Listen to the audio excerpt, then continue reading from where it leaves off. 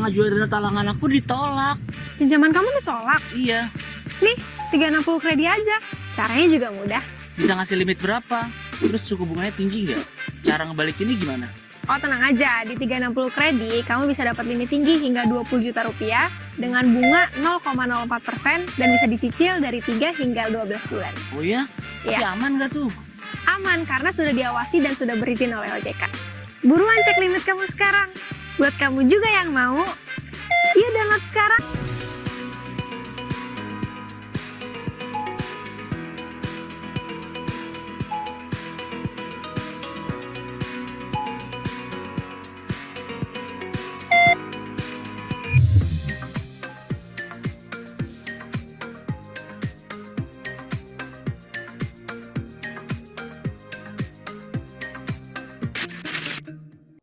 Halo, selamat siang Bapak Ibu Sohib dengan Freddy. Selamat siang. Oke, apa kabarnya nih hari ini? Boleh dong tulis di kolom chat box gimana kabar hari ini. Mau tahu keadaannya. Semoga dalam keadaan baik dan selalu sehat semua ya. Oh ya, dari Kak Novan kabar baik. Makasih Kak Novan. Oke, Bapak Ibu terima kasih banyak sudah bersedia mengikuti webinar Bincang Fintech dengan Bu Freddy pada siang hari ini dan saya ucapkan selamat datang. Ini jam-jam kritis nih, jam-jam setelah makan siang lumayan agak ngantuk, tapi semoga tetap bisa fokus mendengarkan materinya ya. Sebelumnya perkenalkan, nama saya Manesa yang selama 1 jam ke depan akan memandu acara Bincang Fintech pada hari ini dengan bahasan membangun ekonomi kreatif melalui platform pinjaman resmi di Indonesia. Nah, kira-kira apa sih pengaruhnya tuh fintech terhadap ekonomi kreatif dan ekonomi kreatif tuh apa sih sebenarnya gitu kan? Nanti akan dibahas oleh di sesi pada siang hari ini. Nah, saya mau sedikit menginformasikan pada siang hari ini bakal melakukan apa aja sih. Pertama pastinya akan ada sharing session bersama narasumber kita yang pastinya kece banget ngasih informasinya. Terus setelah itu akan ada sesi tanya jawab juga. Dan bagi 2 pertanyaan terbaik akan mendapatkan hadiah spesial nih dari 36 Kredi berupa saldo e-wallet. Jadi harus fokus dan kasih pertanyaan yang terbaik ya. Oh ya tuh, Alhamdulillah baik Kak dari Kak Febri. Oke. Bapak Ibu sekalian, nanti juga saya akan mengirimkan eh, mohon mengisi daftar hadir dengan mengklik absensi yang akan saya tulis di kolom chat ya. Nih, saya kirimkan dulu. Bisa sambil diisi daftar hadirnya di link yang saya kirim di kolom chat. Baik. Nah, buat yang penasaran siapa sih yang menjadi narasumber kita pada siang hari ini? Terlebih dahulu saya akan memperkenalkannya ya. Beliau adalah Bapak Purnama Sutedi yang saat ini sudah masuk nih ke dalam Zoom kita. Jadi Pak Purnama Sutedi atau biasa disapa panggilan akrabnya Pak Teddy merupakan Direktur Bisnis di 36 Kredi yang memimpin divisi funding, divisi digital marketing, dan divisi business development. Tuh, beliau udah berpengalaman banget nih, terutama di industri keuangan dan perbankan. Jadi beberapa perusahaan yang pernah dipimpin Pak Teddy, selain 36 Kredi, ada juga mungkin yang Bapak Ibu udah familiar seperti Bank Mandiri, Bank Permata, dan UOB gitu. Kalau mau tahu lebih lengkap tentang Pak Teddy, bisa lihat intip di link ini ya Pak Teddy. Tuh, cari aja Purnama Sutedi gitu. Lebih akrab. Nah, kita sapa dulu yuk Pak Teddy-nya pada siang hari ini. Nah, Pak Teddy, halo Pak.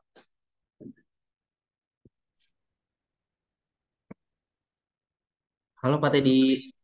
Halo, selamat siang Vanessa, selamat siang teman-teman semua ya. Ini karena pesertanya kalau boleh tahu dari teman-teman mahasiswa atau bapak dan ibu, karena tadi Vanessa manggilnya bapak dan ibu. Emang kalau dilihat dari fotonya sih kayaknya masih muda-muda ya. Boleh di apa namanya teman-teman semua tulis dari latar belakangnya apa aja nih biar Pak Teddy tahu juga. Terus selama berlangsung kalau yang bisa on cam dulu, kalau enggak ya tidak apa-apa. Tapi diusahakan on cam ya. Gimana Pak Teddy mau langsung menyampaikan materinya atau bagaimana? Oke, saya mau coba opening dulu kali ya Vanessa. Baik, terima kasih Manesa yang sudah jadi moderator atau host yang hari ini. Untuk teman-teman yang baru aja join di webinar kita, ini webinar yang kedua kalau nggak salah dari 360 kredit yang merupakan bagian dari sosialisasi Bulan Inklusi Keuangan 2023, di mana event ini adalah event tahunan dari OJK sebagai regulator dan juga AFKI sebagai Asosiasi Fintech Pendanaan Indonesia untuk bisa memberikan literasi dan edukasi kepada masyarakat. Nah, literasi dan edukasi seperti apa sih yang mungkin selama ini kadang kita tidak dapat gitu dan hanya tahunya lewat media-media sosial media seperti TikTok, Instagram, ataupun yang lainnya. Nah, dalam kesempatan siang hari ini saya coba akan berbagi ke teman-teman apa yang bisa dilakukan oleh platform pinjaman resmi seperti 360 Kredi untuk bisa membantu teman-teman dalam mengembangkan usahanya, khususnya mungkin di industri kreatif ya, karena saat ini banyak sekali eh, bisnis atau peluang usaha yang bisa dilakukan tanpa mungkin harus menyiapkan modal yang terlalu besar, tapi bisa menjadi cuan. Kira-kira seperti itu sebagai kata pengantar saya. Oke, teman-teman saya coba ini sharing aja antara apa yang pernah saya dapat di industri keuangan dengan peluang dan potensi bisnis di ekonomi kreatif yang nantinya teman-teman bisa pakai, manfaat, dan bertanggung jawab. Baik, terima kasih Pak Deddy. Berarti langsung aja untuk memaparkan materinya.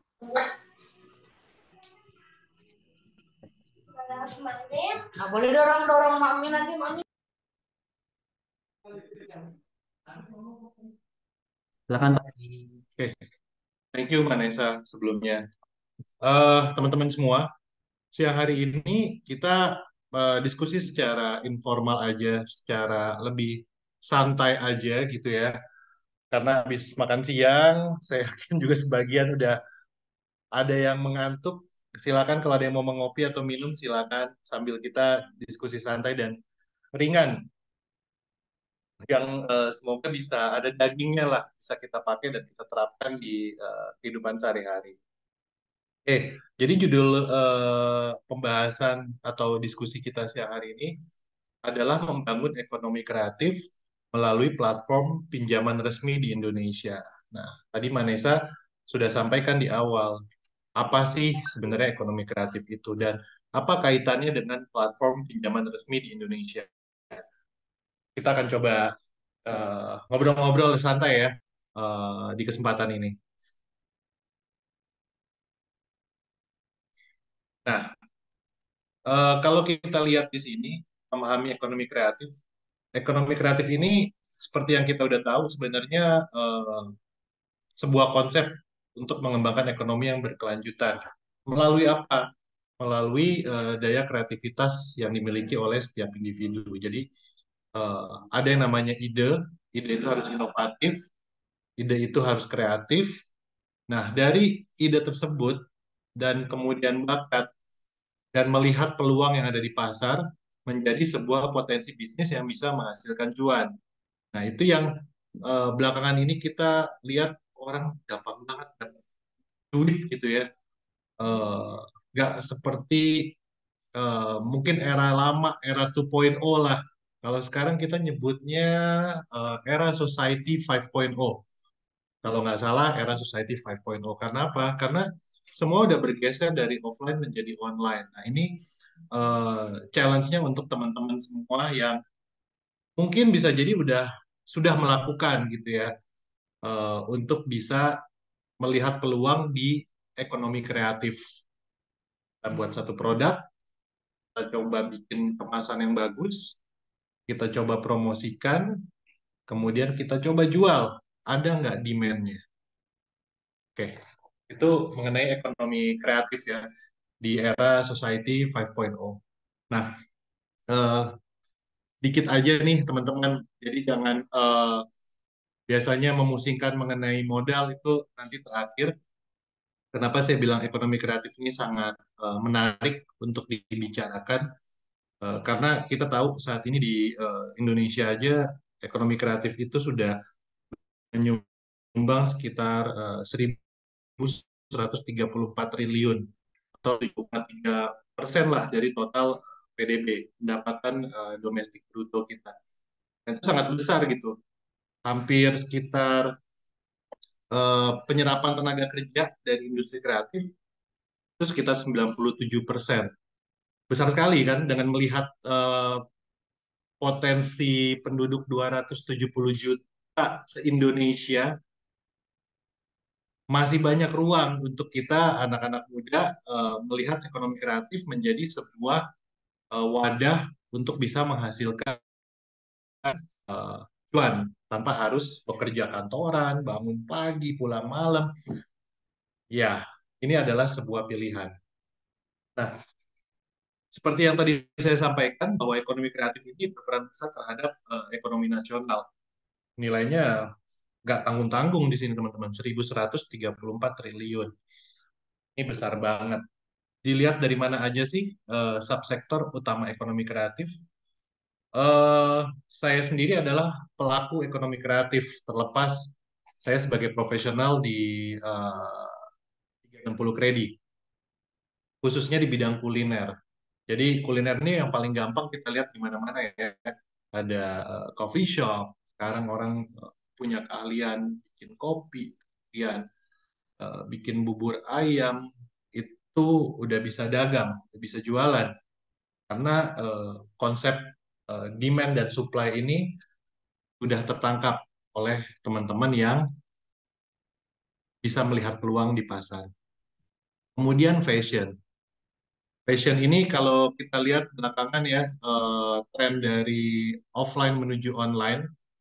Saya nggak mau melebar terlalu banyak antara Tanah Abang dengan e-commerce gitu.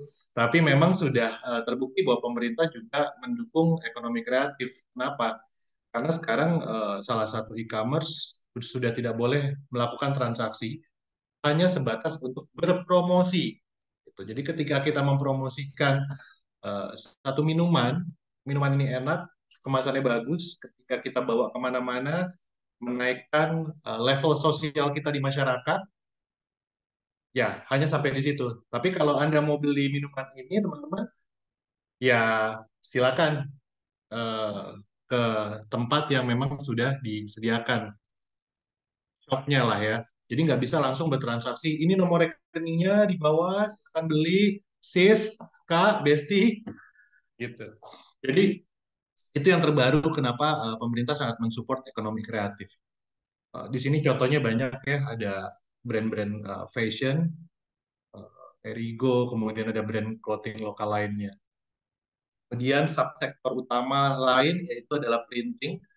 Printing ini sablon, percetakan, cutting stiker, apalagi ditambah tahun depan udah mau masuk tahun politik, menurut saya ini peluang yang sangat bagus ya teman-teman, ditambah balik lagi ke era Society 5.0 yang menurut saya akan sangat amat dibutuhkan oleh para bapak-bapak yang nanti akan maju. Ini sebuah peluang bisnis kalau kita bisa tangkap dengan cepat dan harus kita siapkan. Kemudian subsektor ekonomi kreatif lain itu ada film, animasi, dan video. Ini juga menurut saya cukup bagus kalau di Indonesia eh, Nusa ya, Nusa, Topo Jarwo, betul. Itu juga salah satu industri kreatif di Indonesia. Anak-anak muda semua yang ngerjain. Desain komunikasi visual atau DKV yang mereka teman-teman biasanya sebutnya, ini banyak juga cukup modal laptop, imajinatif, banyak searching di luar Indonesia seperti apa sih tren komunikasi visual yang eh, efektif dan efisien. Cukup satu foto, satu picture, but it will become like you can say 1,000 words gitu ya, mencerminkan semua apa yang kita mau ketika kita lihat satu foto. dan yang terakhir aplikasi dan pengembangan game. Ini juga menurut saya sangat berpotensi. Mungkin dulu ada satu games dibuat sama anak bangsa, akhirnya dibeli oleh, sebut nama juga nggak apa-apa ya, satu e-commerce besar eh, dengan nilai valuation yang sangat tinggi gitu. Saya lupa nama gamesnya tuh apa, dan mereka bikin satu game buatan Indonesia. Dan ini kalau kita lihat sekarang banyak anak-anak teman-teman yang mabar, mabar, mabar, main bareng. Nah itu berarti potensi sebenarnya untuk kita sebagai anak muda yang kreatif, yang inovatif untuk membuat our own games gitu, games yang dibuat oleh kita sendiri dan digunakan dan bisa dijual per game kayak misalnya, per download kayak misalnya, ya sesimpel itu sih. Itu potensinya. Oke. Ini kalau ada Q&A di terakhir. Oke. Nah, ini kendala yang sering dijumpai industri ekonomi kreatif. Subjek ini kenapa saya pilih? Karena eh, baru aja berapa hari yang lalu ya, saya bicara dengan teman saya, kebetulan junior saya waktu kuliah, ketika dia eh, memiliki satu ide yang bagus, ide yang baik untuk thrifting, thrifting bazar.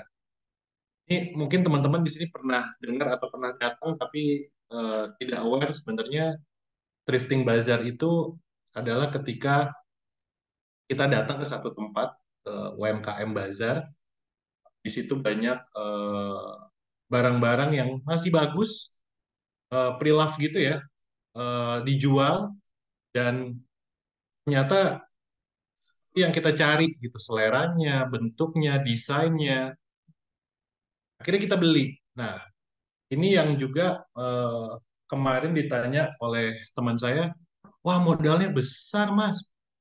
Menurut saya nggak harus besar sih, thrifting itu bahkan bisa kita cari peluangnya dari diri kita sendiri.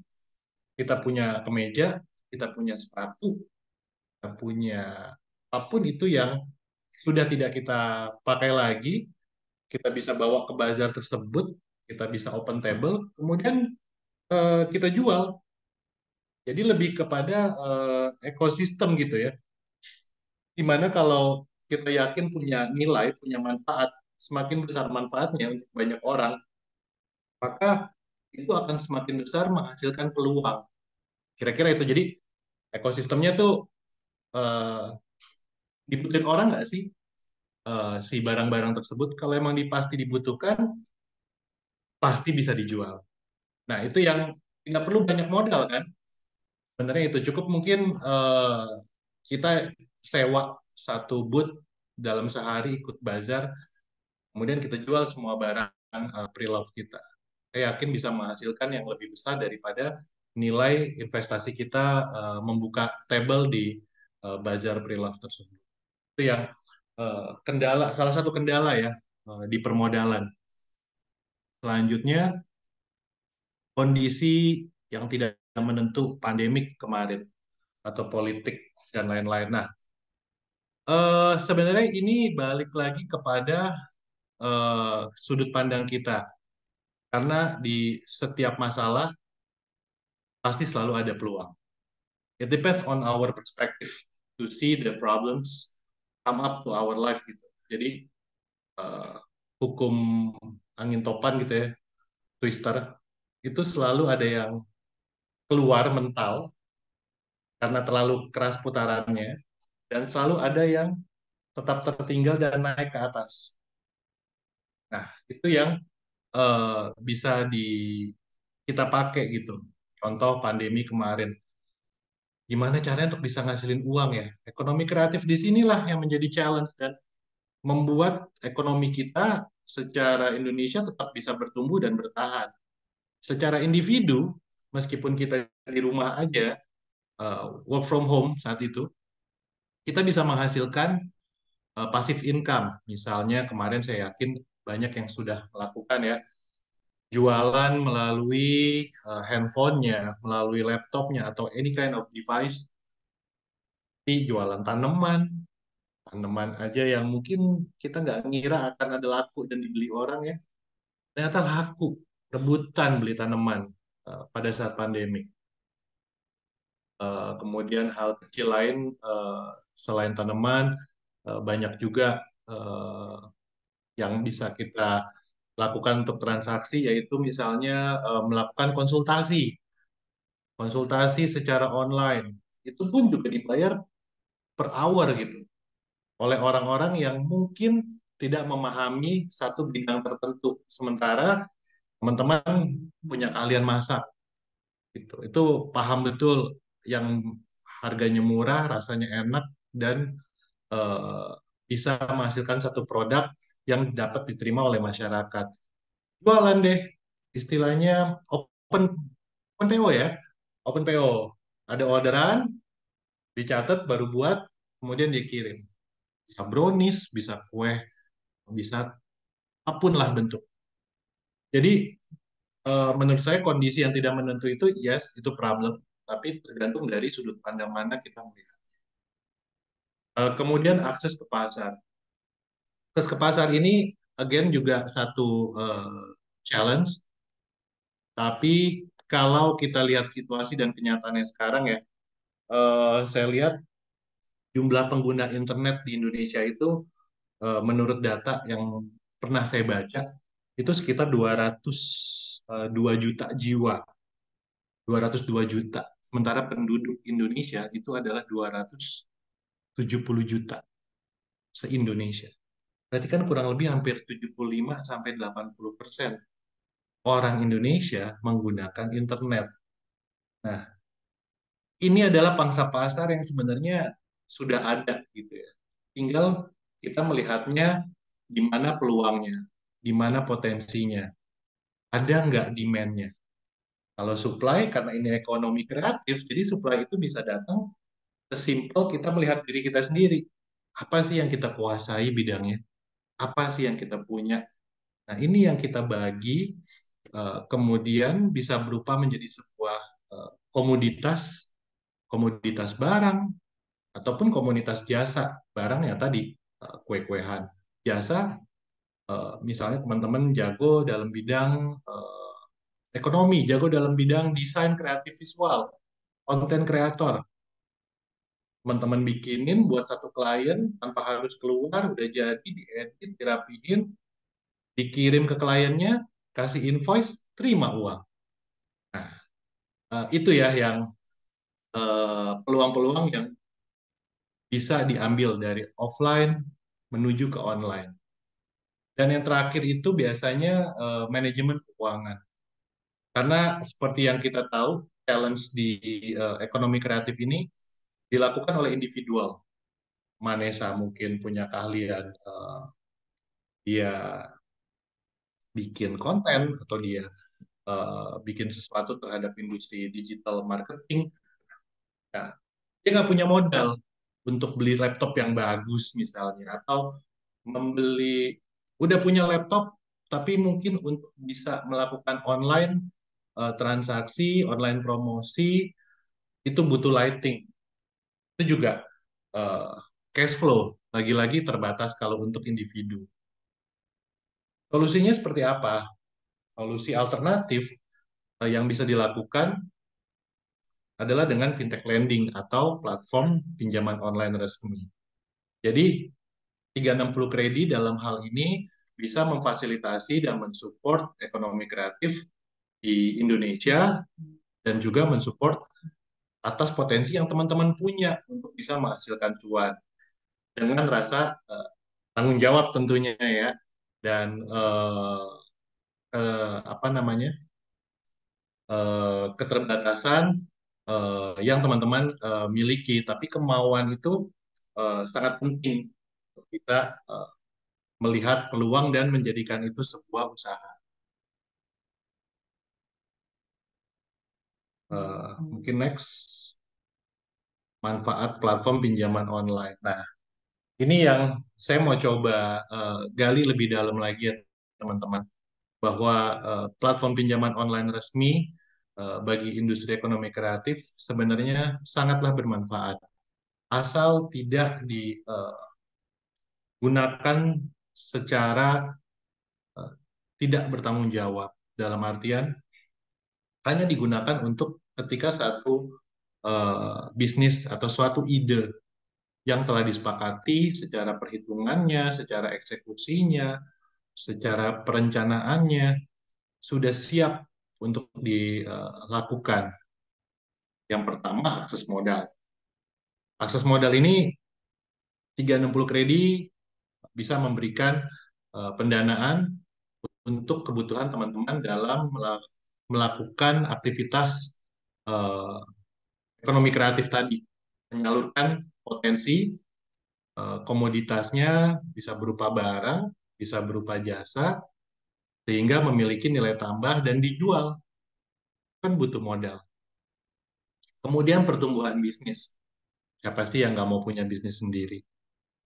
Hanya punya modal handphone, laptop, mikrofon, dan lighting, kita sudah punya bisnis sendiri untuk mempromosikan sebuah produk. Dan yang terakhir, penciptaan lapangan kerja. Tentu, ekonomi kreatif ini tidak bisa dilakukan sendiri. Bagaimanapun harus ada yang namanya teamwork. Ada teman yang mengecek research and development, ada teman yang menjaga, memastikan signal dan kuota kita tetap ciamik gitu ya, tetap kece dan bisa berlangsung tanpa hambatan. Nah, itu berarti kan menambah pertumbuhan penyerapan tenaga kerja baru. Jadi kita sama-sama sama teman-teman kita bangun satu bisnis kecil. Itulah yang namanya kekuatan dari ekonomi kreatif. Oke, data penyaluran platform pinjaman di Indonesia. Nah, ini saya sharing sedikit bahwa OJK dalam hal ini adalah regulator, itu melaporkan nilai penyaluran fintech lending atau pinjaman online mencapai 19,3 triliun di Juni 2023. Nah, sebanyak 6,9 triliun atau 35,8% pinjaman itu diberikan kepada sektor produktif. Dari jumlah tersebut, 2,73 triliun dipinjamkan ke sektor perdagangan besar dan eceran. Jadi, masuk dari data ini bahwa fintech melalui peer-to-peer lending juga turut berkontribusi terhadap pertumbuhan ekonomi kreatif yang ada di Indonesia. Buat teman-teman yang mungkin merasa bahwa kayaknya saya butuh modal untuk bisa membuat bisnis saya ini menjadi lebih sustain atau menjadi lebih besar, bertahan dan besar. Dari mana modalnya? Salah satunya adalah melalui peer-to-peer lending yang resmi. Ingat ya. Oke, next. Nah, apa sih dari tadi saya sebut platform pinjaman resmi, platform pinjaman resmi? Eh, mungkin saya rasa teman-teman sudah tahu semua ya. Mungkin saya hanya sedikit merefresh aja eh, apa yang diharapkan dari regulator dan diharapkan dari industri bahwa kita harus bisa memberikan literasi dan edukasi ke masyarakat, teman-teman, bahwa banyak sekali pilihan di luar. Tapi dalam memilih pun kita harus bijak. Mana yang bisa membahayakan kita dan mana yang bisa menjaga kita. Kalau dilihat di sini, 360 Kredi, fintech peer-to-peer lending kita sudah berizin, kemudian terdaftar, dan sejauh ini kita selalu mengikuti apa yang disarankan dan direkomendasi. Bisnis modelnya seperti apa sih peer-to-peer lending ini? Sedikit pengetahuan umum aja ya untuk teman-teman. Mungkin sebagian sudah ada yang pernah mencoba UX, user experience melalui device-nya.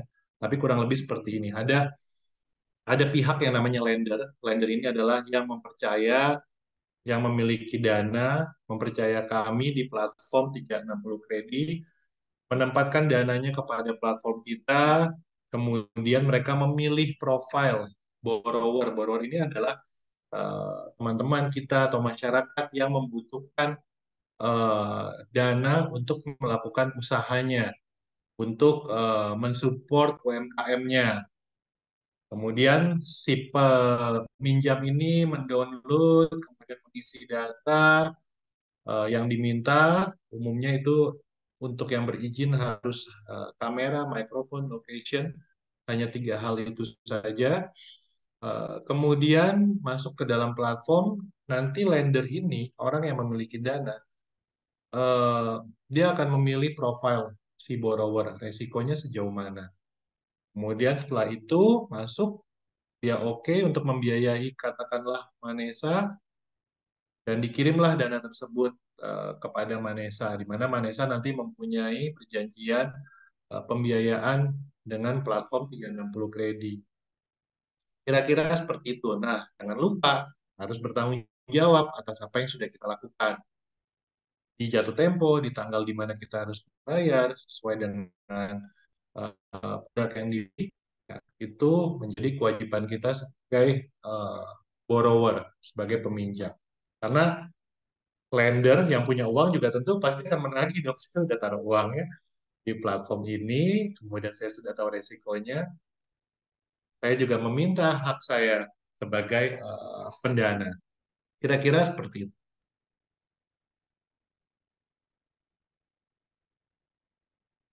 Next, sorry ya teman-teman sambil minum. Per Oktober 2023. Uh, Fintech peer-to-peer lending itu sudah ada 101 jumlahnya saat ini platformnya yang resmi berizin dan diawasi oleh otoritas jasa keuangan. Jadi sudah tidak ada lagi yang terdaftar ya teman-teman. Nah, kalau teman-teman pernah masuk ke dalam satu platform yang mungkin teman-teman melihat kok tidak ada logo OJK-nya, tidak berizin, kemudian eh, agak mencurigakan websitenya gitu ya, kantornya entah ada di mana. Nah, ini yang harus teman-teman ingat bahwa balik lagi pilihlah platform pinjaman resmi yang berizin dan diawasi oleh OJK. Sehingga ketika terjadi satu dan lain hal, maka teman-teman merasa ada tempat, ada wadah untuk bisa uh, menanyakan di mana hak saya sebagai peminjam di platform tersebut. Gitu.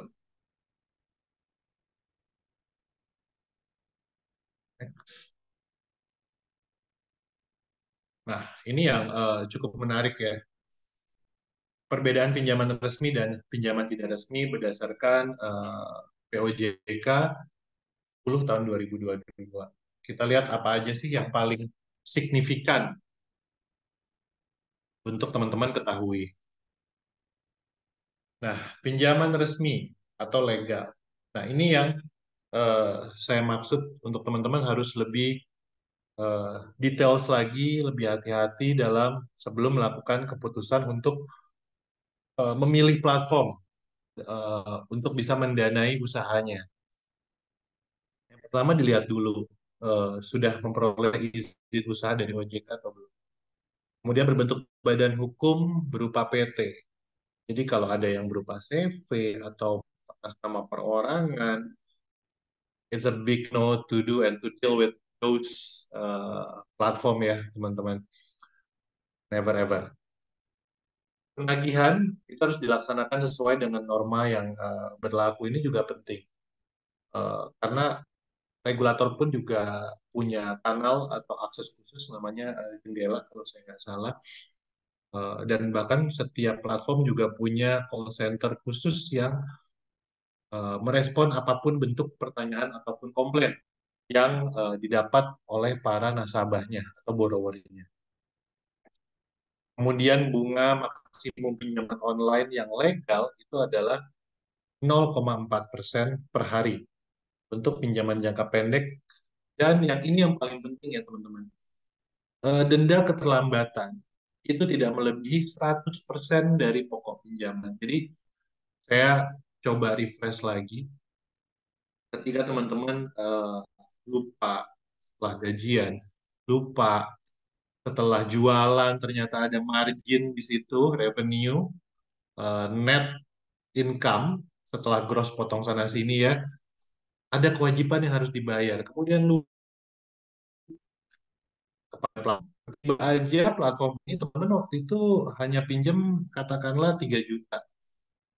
Tahu-tahu tagihannya sudah 10 juta karena denda. Nah, bisa jadi teman-teman melakukan pinjaman kepada platform yang ilegal. Kenapa?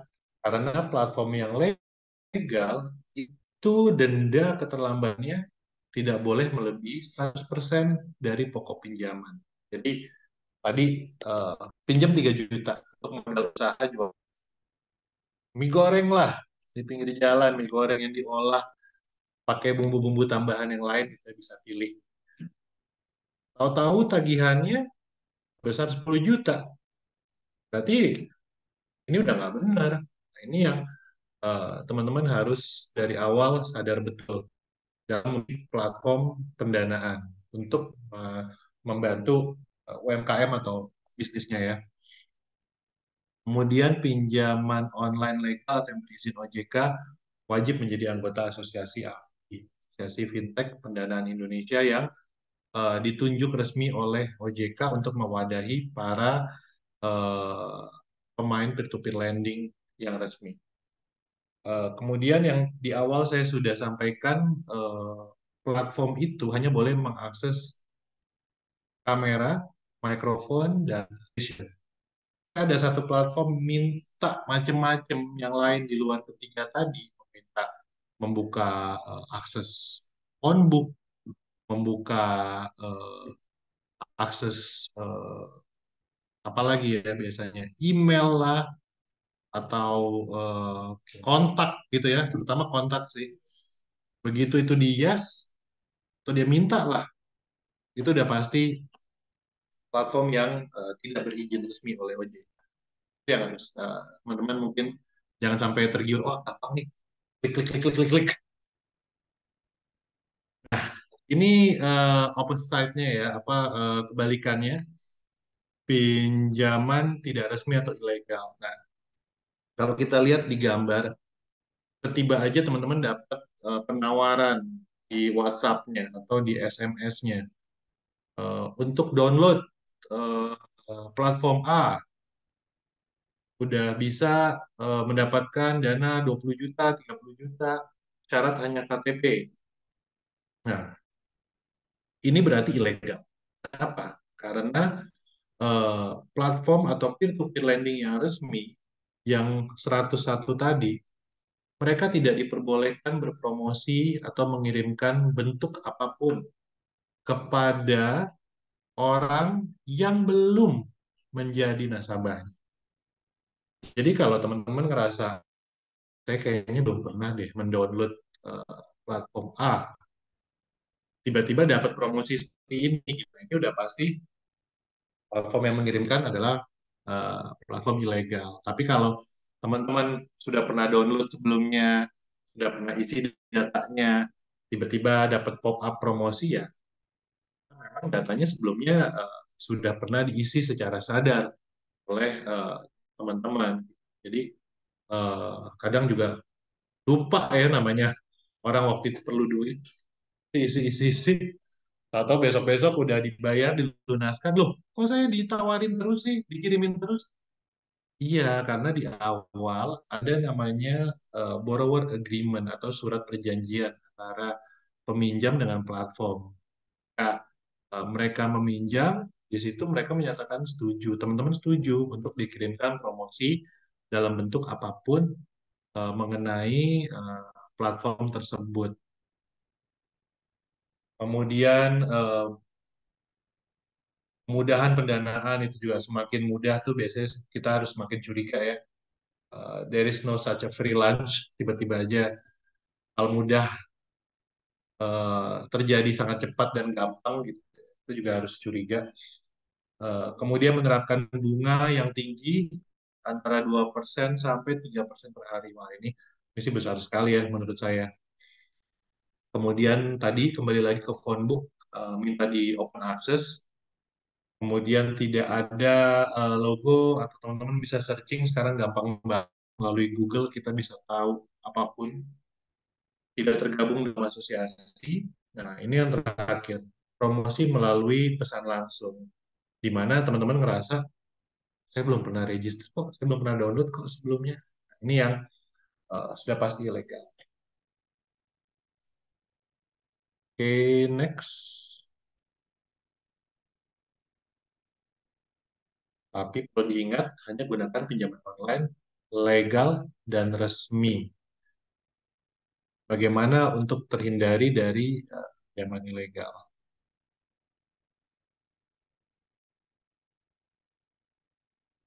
Oke, ini lagi-lagi kita literasi dan edukasi ya teman-teman ya. Meminjam hanya kepada fintech peer-to-peer lending yang berizin di OJK, kemudian cek legalitas dan rekam jejak digital perusahaan pinjaman online-nya, ya.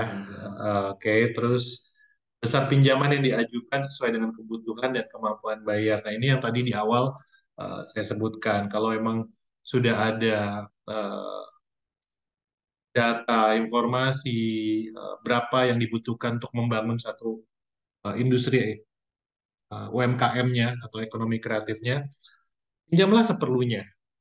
Butuh open booth ketika bazar, bayar 1 juta, sewa tapi harus belanja barang sekitar 2 juta, ya sudah, pinjamlah banyak 3 juta.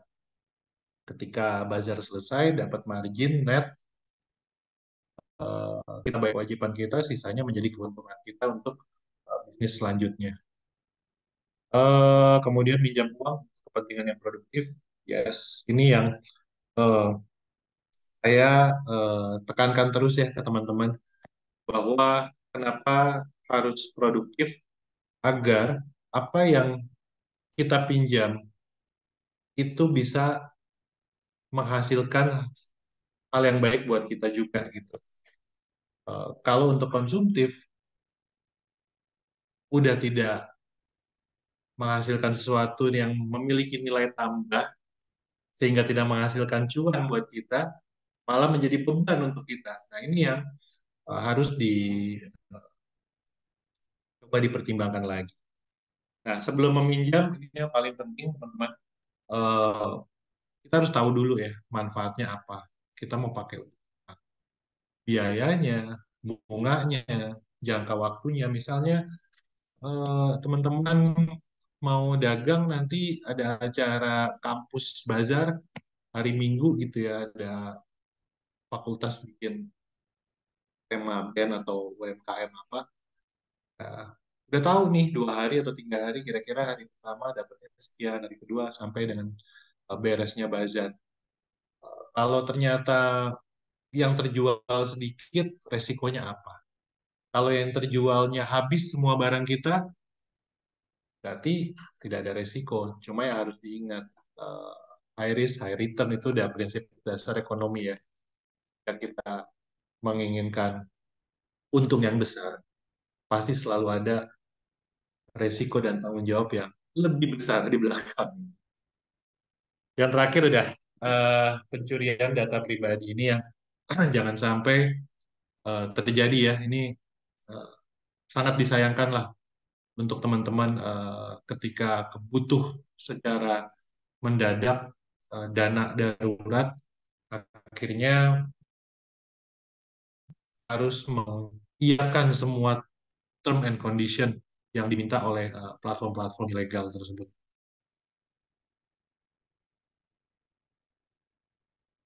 Oke, terakhir yang menjadi kesimpulan di eh, diskusi kita ini, obrolan santai kita, ekonomi kreatif adalah konsep ekonomi yang menekankan pada kreativitas dan informasi. Jadi di era Society 5.0 ini, inovatif, kreatif, itu digabungkan menjadi satu, menghasilkan satu komoditas, di mana komoditas ini bisa berupa barang, bisa berupa jasa, memiliki nilai tambah di pasar, kemudian dijual, diterima oleh masyarakat, jadilah cuan, jadilah sebuah profit margin gitu ya. Ini yang disebut oleh konsep ekonomi kreatif.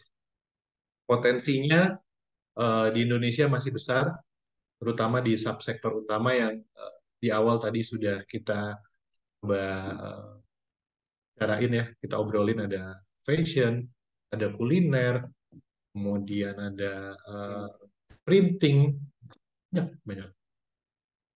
Ekonomi kreatif sering sekali terkendala pada modal. Ya, modal itu bukanlah satu kendala besar. Kenapa? Lagi-lagi sekarang banyak sekali alternatif solusi pendanaan untuk modalan ya, terutama industri kreatif. Jadi, lagi kita punya grit ya, grit itu apa ya namanya passion atau satu kebiasaan yang kita lakukan secara monoton dan dilakukan secara berulang-ulang gitu ya tanpa kita sadari itu akan menjadi spesialisasi dari diri kita sendiri. Jadi persisten gitu. Kita ahli di gridnya dia atau passionnya dia di digital media gitu. Dia hari-hari dia lakuin hal yang sama, monoton, diulang terus. Dia harus catch up dengan perubahan marketing 5.0, digital di luar seperti apa, warna yang bagus, penyampaian yang tepat. Akhirnya dia jadi spesialis, jadi expertise. Nah, itu harus uh, teman-teman coba punya gitu, punya grit ataupun persistence willingness. Yang terakhir sih menurut saya kalau uh, kita lakukan prinsip yang semangat, berkelanjutan dan bertanggung jawab terhadap platform yang kita pilih secara resmi uh, di uh, peer-to-peer lending di bawah OJK, di bawah AFI, saya rasa ekonomi kreatif atau UMKM bisa terus tumbuh gitu.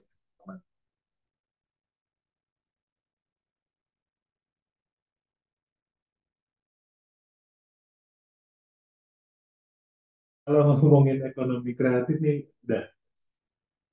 Amit tadi Ya, udah. commute. Tapi yang tadi nggak commit kan ya? Gimana Pak tadi sudah cukup berarti? Ya, apa ya? Saya tuh senang aja gitu bicara mengenai ekonomi kreatif. Karena saya juga salah satu pelaku industri ekonomi kreatif. Manesa saya punya compound space, penyewaan, tempat makan. Mungkin dulu orang sebutnya pujasera gitu ya. Sekarang anak sekarang bilangnya compound space. Jadi tempat lama yang jelek gitu ya bangunannya, tapi ada di area yang komersial, sekolah, dekat perkantoran. Kemudian itu kita sulap jadi tempat yang instagramable, tempat yang enak buat ngopi, buat nongkrong, disewalah oleh banyak tenant-tenant gitu. Nah ini yang saya rasa ekonomi kreatif salah satunya adalah itu ketika kita punya ide inovatif, kreatif, ada peluang di pasar, ada demand-nya, permintaan, supply itu nggak harus melulu uang sih. Tapi dengan inovatif dan kreatif ide tersebut, kita bisa tuangkan ke gambar, ke konsep, kita bawa ke investor yang punya uang tadi ya, mungkin kalau di platform istilahnya lender. Mereka setuju, kita hitung komersialnya, bagi hasilnya, jadilah sebuah peluang bisnis. Jadi itu ya, menarik sih bisa, saya cukup senang mengenai tema ini. Nah, tergantung teman-teman nih ada yang mau eh, bertanya mengenai ekonomi kreatif dan perannya peer-to-peer lending ya atau platform 360 kredit. Oke, terima kasih Pak Teddy. Ini emang topik yang menarik banget ya, apalagi Pak Teddy ternyata ngejalanin langsung tentang ekonomi kreatifnya kayak tadi punya cafe gitu mungkin ya Pak. Compound space. Compound space, oke. Nah ini buat Bapak Ibu teman-teman semua, gimana nih makin cerahkan kah setelah ini pengen kepikiran bikin bisnis apa gitu? Atau malah makin jadinya bingung gitu? Boleh banget tanya langsung sama Pak Teddy kalau kalian mau langsung konsultasi juga nggak apa-apa. Jadi bisa langsung raise hand-nya. Oh, ini udah ada nih dari Kak Adil. Mau langsung aja atau gimana, Pak? Jawab. Ya, coba aja. Oke, langsung Kita aja. ngobrol-ngobrol ya. Silakan Kak Adil.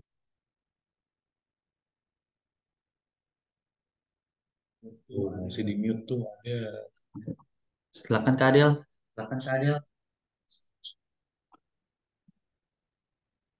Atau dari teman-teman yang lain yang mau tanya langsung ke Pak Teddy juga bisa. Adele di siapa yang mute sendiri Mm-mm. yang mute. Masih di ke-mute Kak Adil. Hai Adel. Speakermu masih di mute tuh, Del. Itu yang malu berbicara bisa langsung chat di kolom komentar aja. Oh, gila.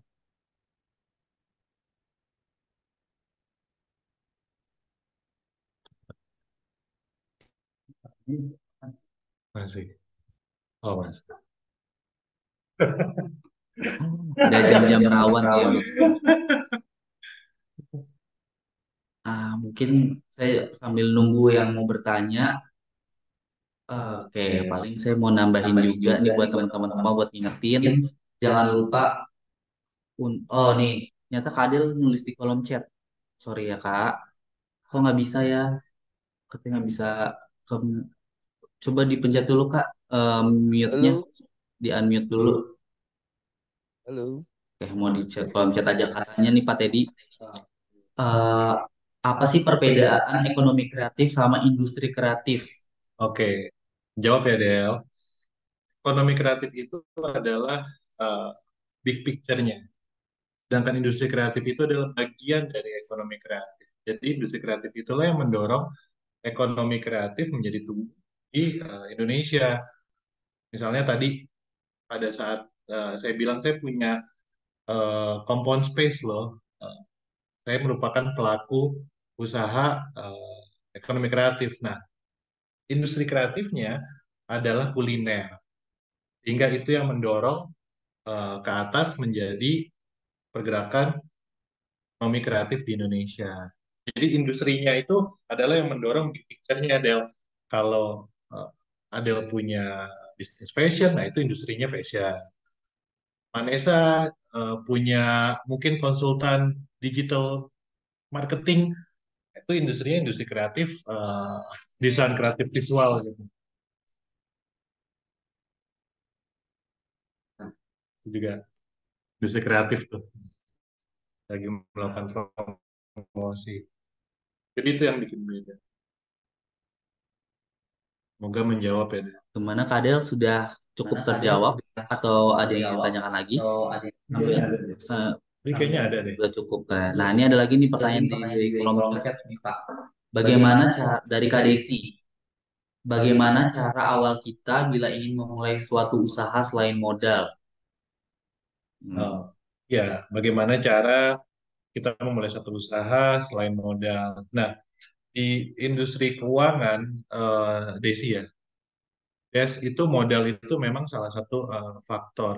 Ada teorinya sih 5C ya, capital, karakter.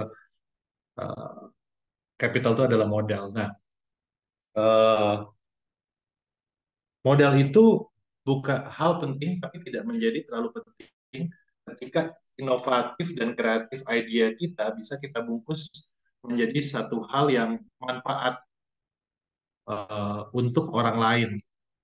Ketika inovatif dan kreatif idea kita bungkus menjadi sebuah eh, bisnis plan yang bagus, yang menarik secara visual, menarik secara hitung-hitungan profit yang akan didapat.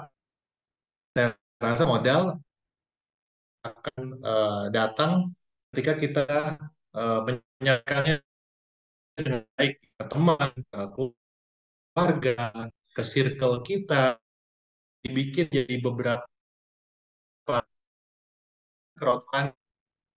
Nah, akhirnya bisa ide Indonesia itu untuk dijual, menghasilkan uang tentunya yang kita mau, gitu kan. Jadi Menurut saya sih modal memang penting, tapi akan lebih penting yang bisa kita jual adalah di industri kreatif atau ya industri kreatif ini adalah idea, idea kita yang out of the box ya istilahnya anak-anak sekarang nih teman-teman, wah lo harus out of the box dong, kalau enggak sama aja dengan toko sebelah gitu kan. Jadi yang paling penting itu melihat apa sih masalah yang ada di eh, environment atau di circle kita saat ini. Nah, setelah itu yang akan menjadi peluang kita. Karena kalau semua baik-baik aja, nggak akan ada demand dan supply. Menarik banget berarti ya Pak. Yang penting tuh selain modal memang harus gagasan dan konsep dulu ya. Membedakan produk kita sama kompetitor. Betul. Nah, itu biasanya datang dari masalah. Kalau nggak ada masalah, nggak akan ada hal baru yang muncul. Berarti harus riset pasar dulu ya kalau kayak gini. Ya, benar-benar. Itu yang dilakukan oleh industri kreatif, contohnya di industri digital ya belakangan ini. Baik, menarik. Semoga menjawab, Desi. Menarik banget Pak, jawabannya. Kira-kira ada yang ingin bertanya lagi mumpung masih Pak Dedi jadi pembicara kita pada siang hari ini. Di luar industri kreatif ataupun industri keuangan juga boleh. Mungkin teman-teman ada yang menanyakan modal tadi ya. Eh, Oke, bagaimana cara kita, Hai Febri? Iya, dari Kak Febri tanya nih Pak, bagaimana cara kita mengatur keuangan kita yang harus membayar cicilan modal sewa tempat manajemen keuangan kita Pak. Oke, menarik. Jadi gini, Feb, kenapa peer-to-peer lending itu ada? 360 kredit itu ada, yang resmi dan berizin OJK. Karena eh, Febri, kemudian teman-teman lain, para pelaku industri kreatif, ketika kita mau meminjam uang, pinjam modal ke bank, kita ini masih masuk ke dalam segmen underbank. Jadi underbank ini adalah definisinya orang atau masyarakat Indonesia atau nasabah yang sudah mengenal perbankan, sudah punya kartu debitnya, sudah sering ke cabang gitu ya. Tapi secara risk profile untuk bisa menikmati kredit dari perbankan masih belum bisa masuk. Kenapa? Karena belum berpenghasilan tetap. Kemudian baru lulus kuliah, kerjaannya pun juga saat ini kita masih freelance karena di industri kreatif gitu. Itu yang disebut underbank. Kemudian kalau buat teman-teman lain yang di luar Jakarta, di luar Pulau Jawa, yang mau ke bank aja takut gitu. Ntar ditawarin macem-macem. Ntar mungkin uangnya dipakai buat yang nggak benar oleh bank tersebut gitu. Jadi belum terbiasa di daerah-daerah tertentu. Itu disebut unbanking. Nah, unbank dan underbank inilah yang menjadi alasan kenapa peer-to-peer lending itu ada. Untuk menginkubasi, untuk menyiapkan teman-teman secara profiling, secara bisnis, agar siap menjadi bankable, sehingga nanti mendapatkan modal yang lebih besar dari bank. Nah, di peer-to-peer lending ini, kita juga udah ada aplikasi, kayak aplikasi pengingat, harus dibayar jatuh tempo kapan, gitu. Kemudian modalnya berapa besar yang diperluin. Nah, kembali lagi ke pertanyaannya Desika, Kak Desi ya.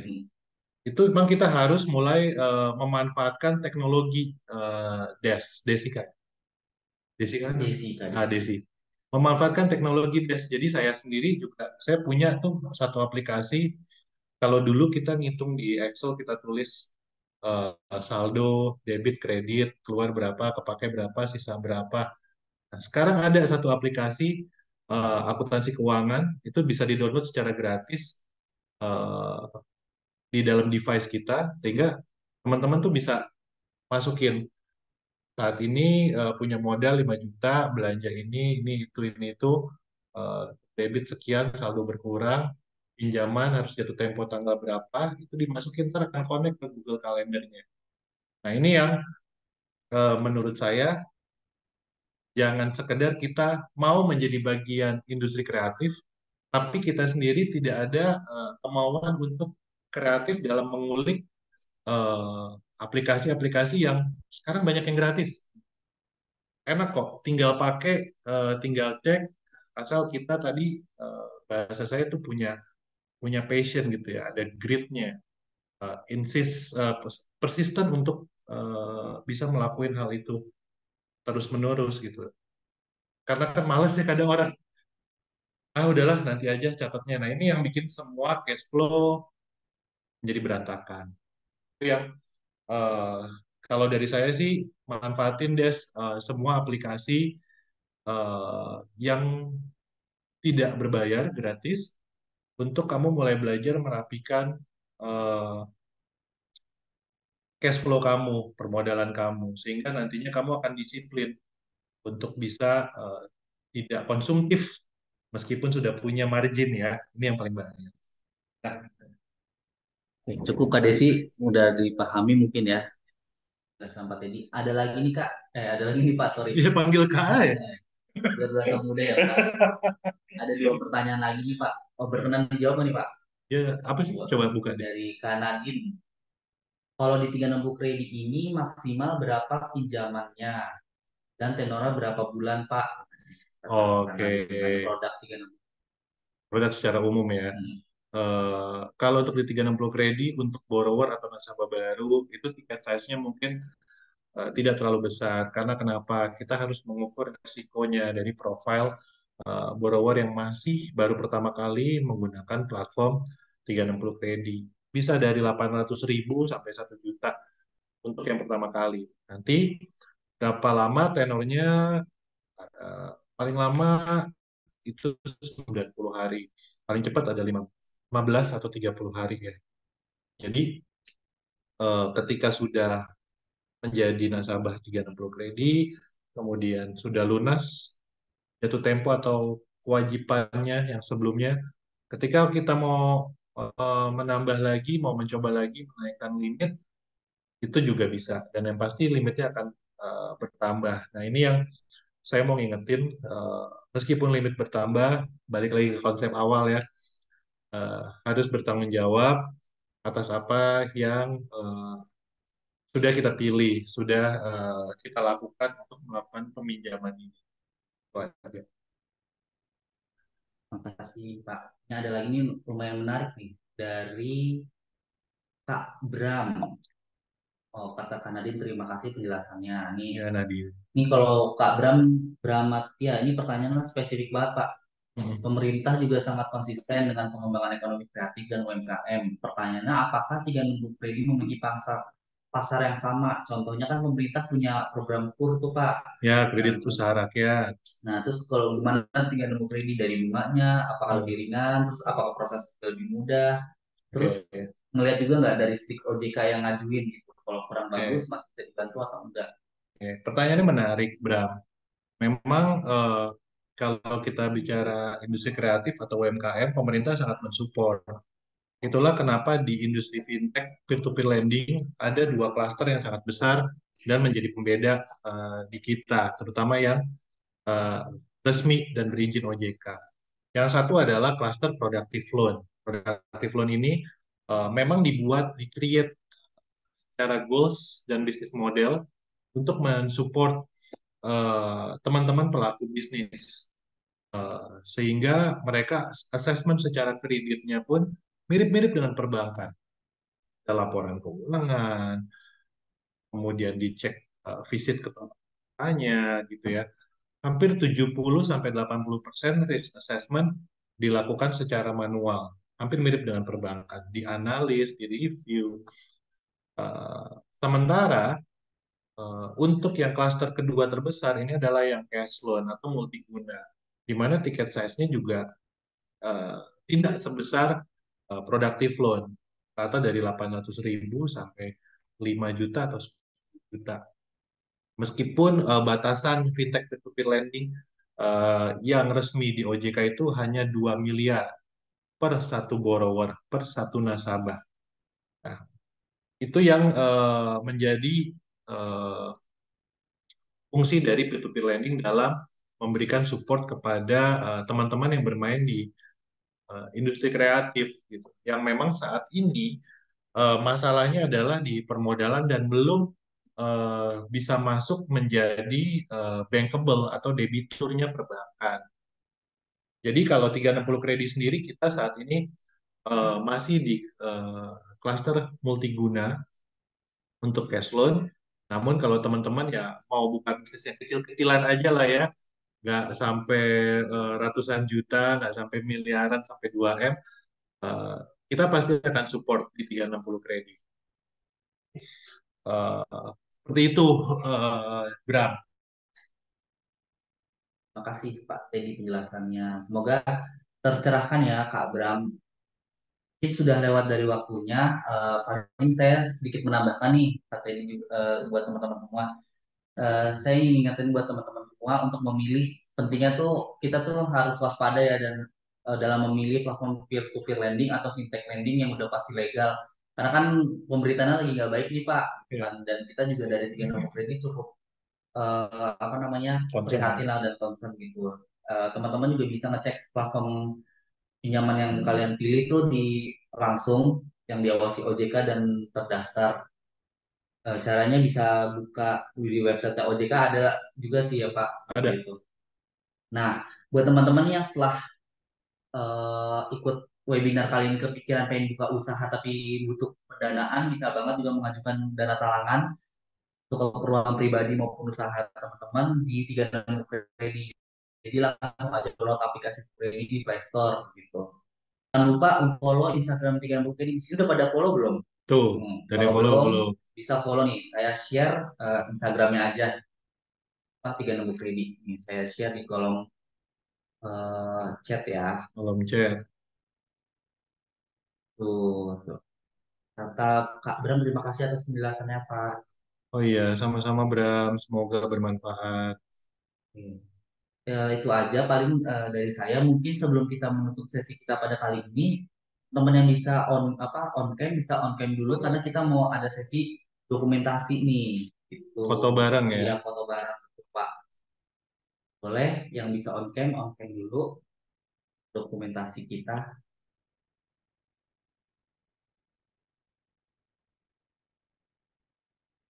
Ya masih pada di luar ya, nggak apa-apa deh.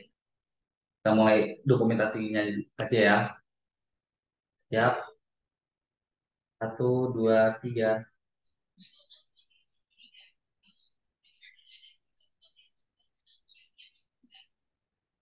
Yang masih pada di luar nih.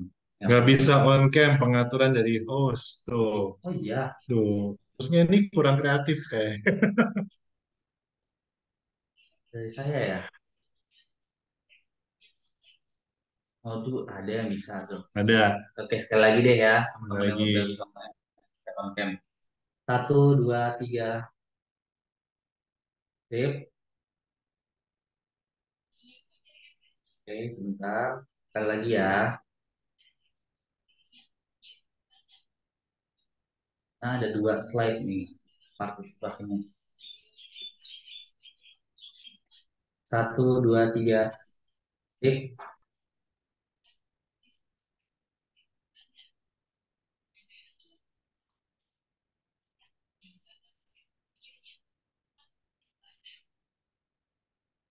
Oke, sudah. Terima kasih banyak ya teman-teman. Oh ya, tadi sambil menunggu dari ada 5 pertanyaan, mau ngumumin langsung aja kali ya untuk pertanyaan terbaik.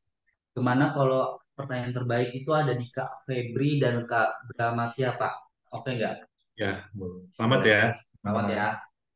Jangan lupa diisi absensinya, jadi Kak Febri, Kak Bram nanti bisa kami hubungi langsung untuk pengiriman hadiahnya. Tuh. Kurang lebihnya dari saya mohon maaf jika ada kekurangan kata ataupun tindakan yang kurang berkenan, dan dari Pak Teddy ada yang tambah lagi Pak? Dah, terima kasih teman-teman. Semoga eh, diskusi kita siang ini bisa menghasilkan nilai tambah dan bermanfaat untuk kita semua. Sehingga ekonomi kreatif di Indonesia bisa semakin tumbuh, semakin maju. Kita bisa menciptakan lapangan kerja juga ya buat yang lain, gitu. Saling membantu. Dan ingat, kalau perlu modal usaha, jangan lupa download 360 Kredit. Ngomongnya Pak. Maaf Oke, sekali. oke, baik. Teman-teman semua, selamat siang. Selamat menjalankan aktivitas kembali. Bisa langsung live dari room ya. Oke, terima kasih semuanya. Terima kasih Sehat semuanya. selalu. Lalu. Terima kasih Pak Bram, Bapak UMKM.